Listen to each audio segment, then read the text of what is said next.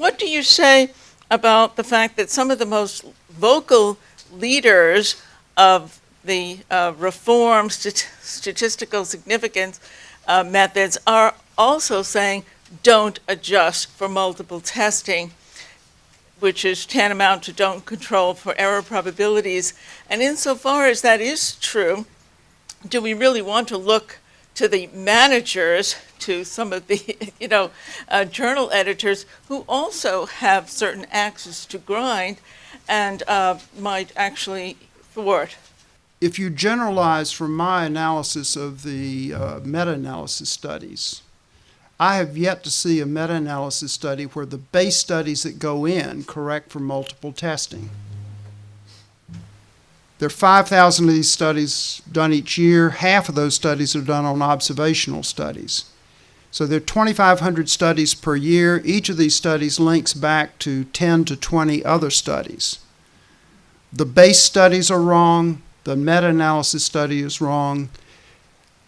I don't know the motive. There are some editors that really want to fix things up, but there are a lot of editors that this is a bridge too far. And if you think about it, there have been various estimates about how much stuff can't be reproduced.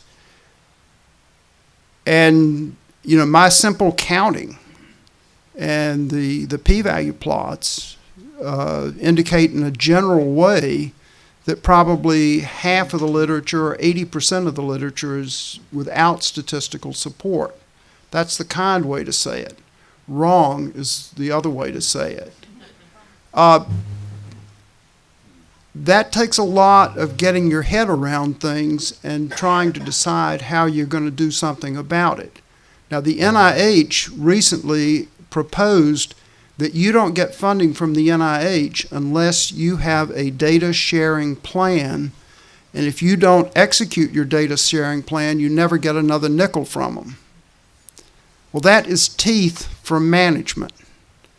Are you prepared to confront those managers or journal editors who say that we don't need to adjust for multiple tests?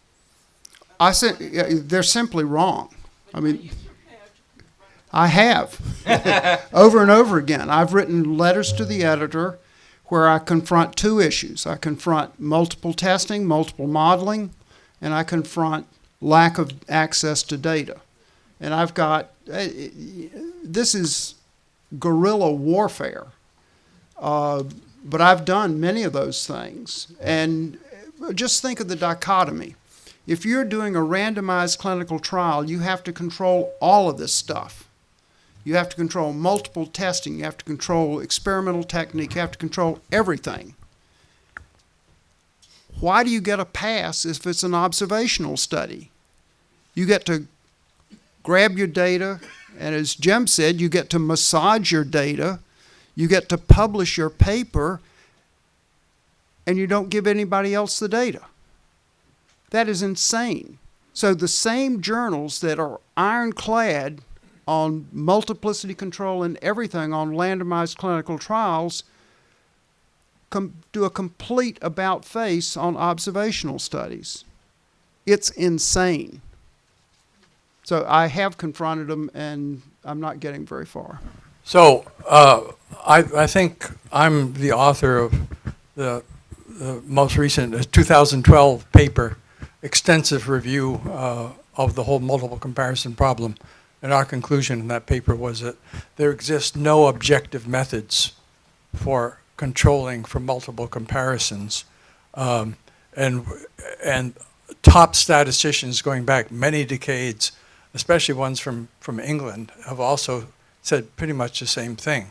You can posit you're going to do these particular things, but these particular things are very subjective, choosing the way to do this. So this is a 2012 paper. I can send a copy to anybody who'd like to see it, but it's a very big issue because there are, where bureaucracies are involved, like FDA, for example, they get into a negative interaction between the bureaucrats and the statisticians, and that's what results in all these hyper convoluted methods that are Yeah, in okay. vogue today.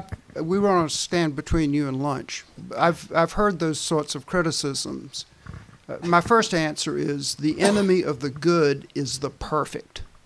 There is no perfect way to correct for multiple testing. There are very good ways of doing it, and people throw that up because it's the enemy of the good is the perfect. And they say, well, you're not perfect, well, let's not do anything. That's insane.